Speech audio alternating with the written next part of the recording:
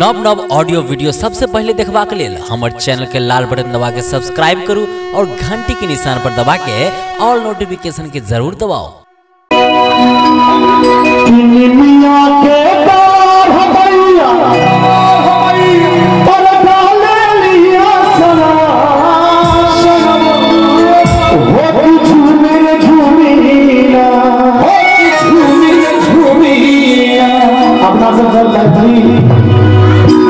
हम सब बजबै छी, हम सब मैथिली सुनै छी। ई त मैथिली कलाकार है ना, सब गाबै छथिन, लेकिन जो कोनो भोजपुरी कलाकार सब गीत के गाबै छथिन केना गाबै छथिन कि निमिया के डार हो भैया अरे दहलिया सनवा हो की झूमी रे झूमी ना, हो की झूमी रे झूमी ना। एक बार चारों तरफ से ताली होना चाहिए भैया, एक दोनों हाथ उठा दिए तो सब कि भैया मोरे डाले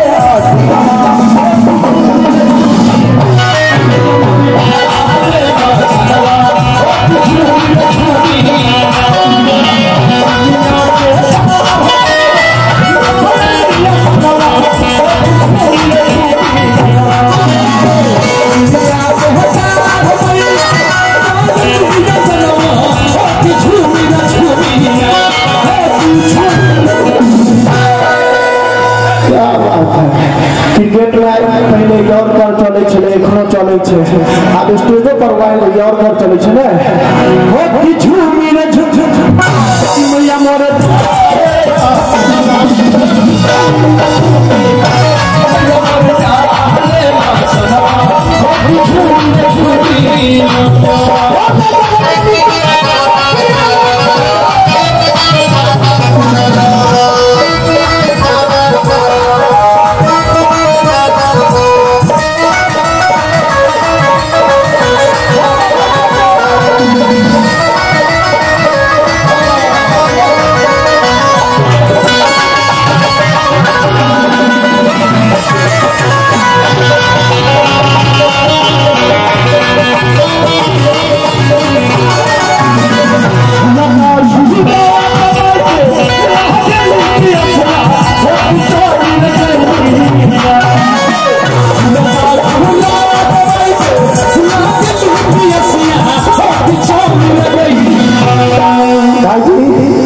साउंड देते के छिए ना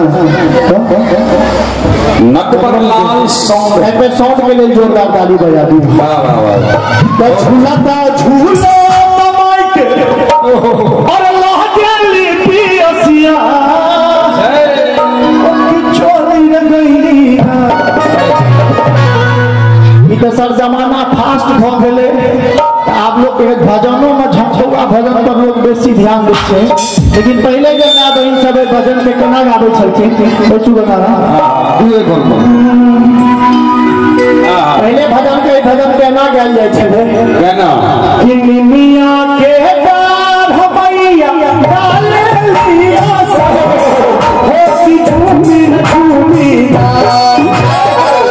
निमिया के डाल हो भैया डाले लिया सब हो की झूमी झूमी। चाची कनी हो सब दोनों हाथ उठा के गाबियो सकै छी, एक दोनों हाथ उठा दियो सब गोटे मां भगवती के नाम पर और हमरा साथे ताली बजा के सब गोटे कि मैया मोरी गावे मैया मोरी गावे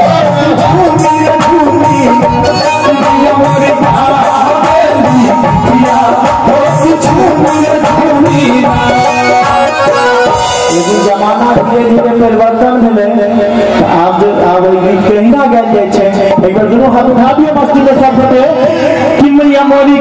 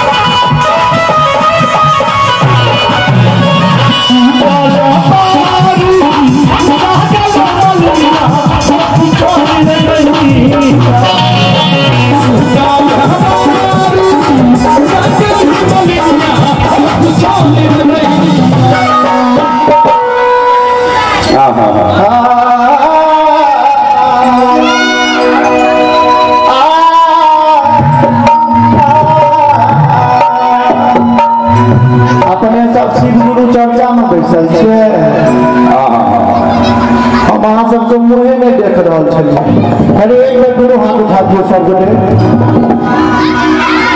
चुन तमा को 5-12 नहीं हुआ। चाचा जी एक सेकंड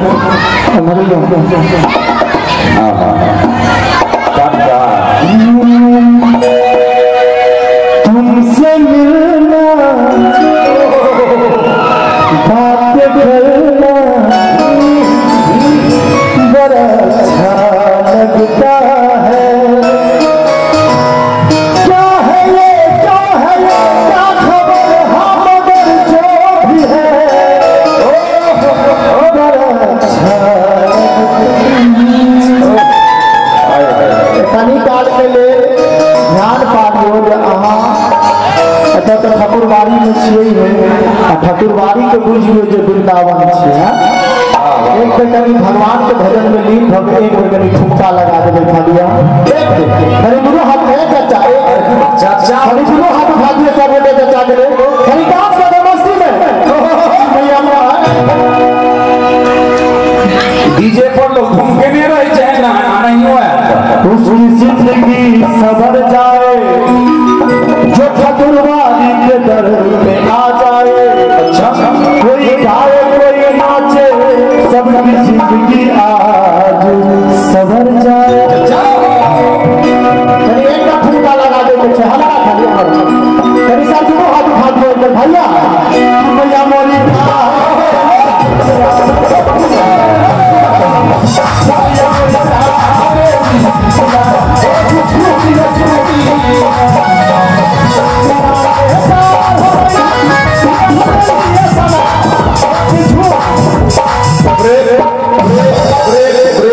तुम लोगों को तो नहीं बोले तुम लोग बच्चा ताली बजा दो भैया मस्ती में कि भैया मोरी